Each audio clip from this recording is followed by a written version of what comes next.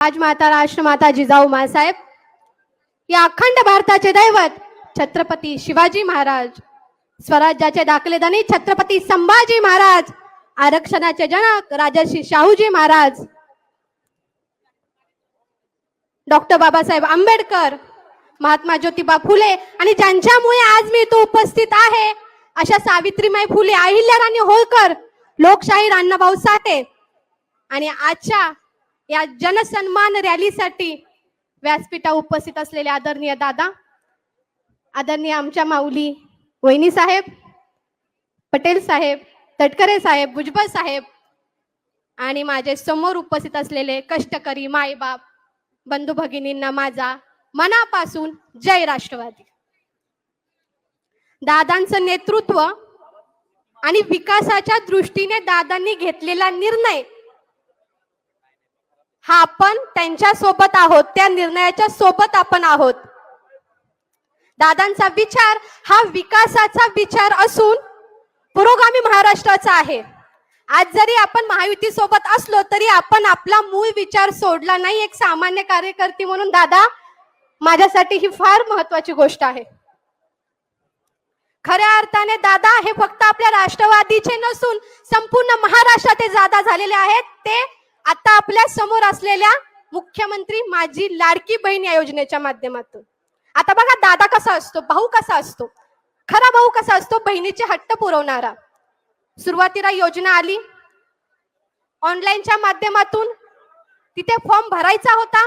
आम्ही दादांकडे गेलो, दादा माता भगिनींना ऑनलाईन फॉर्म भरता येत नाही, तो फॉर्म ऑफलाईन करावा.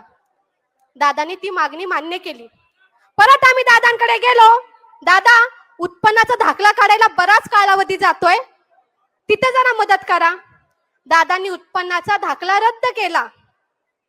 म्हणजे खऱ्या अर्थाने महिला भगिनींना प्रत्येक महिन्याला 1,500 रुपये मदत करून न्याय दिला असेल तर तो आमच्या दादांनी. बरं, एकाच कुटुंबातील एक नाही, तिच्या सोबत आमच्या सारख्या युवती, अविवाहित महिला ह्या सुद्धा या योजनेचा लाभ घेऊ शकतात. म्हणजे खऱ्या अर्थाने आता आपल्या दादांना आपल्याला साथ देण्याची गरज आहे. आतापर्यंत दादांनी आपल्या सर्व कार्यकर्त्यांना न्याय देण्याचा प्रयत्न केला. आता हीच वेळ आहे त्याची परतफेड करण्याची. सर्वसामान्य कार्यकर्त्यांना संधी देणारं नेतृत्व अशी दादांची ओळख आहे. आणि हे मी सांगायची गरज नाही, समोर व्यासपीठावर आपण बघत आहात, उभा महाराष्ट्र याचा साक्षीदार आहे. आज माझ्यासारख्या शेतमजुराच्या मुलीला एवढ्या मोठ्या मंचावर बोलण्याची संधी दिली ती आपल्या दादांनी दिलेली आहे.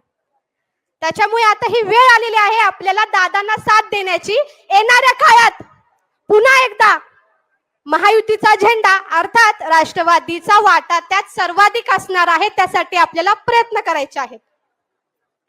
त्यामुळे आपण एक निर्धार करूयात, फक्त विकासासाठी नाहीच तर महिलांच्या, युवकांच्या प्रश्नासाठी नेहमी आग्रही असणारी अशी दादांची भूमिका आहे. आणि आता आपल्याला हीच भूमिका अतिशय सक्षम करण्यासाठी दादांना साथ द्यायची आहे.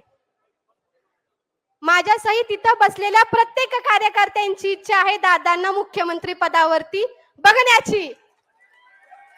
अर्थात त्यासाठी जागांची गणित आहेत, काळजी करण्याचं कारण नाही, ते दादा सोडवतील.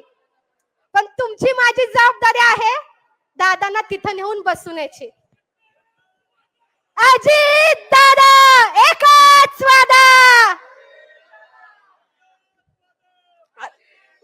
तर माझी सर्व माता भगिनींना विनंती आहे, दादा आपलाय, राष्ट्रवादी आपली, कारण घड्याळ त्याचे वेळ नव्हे.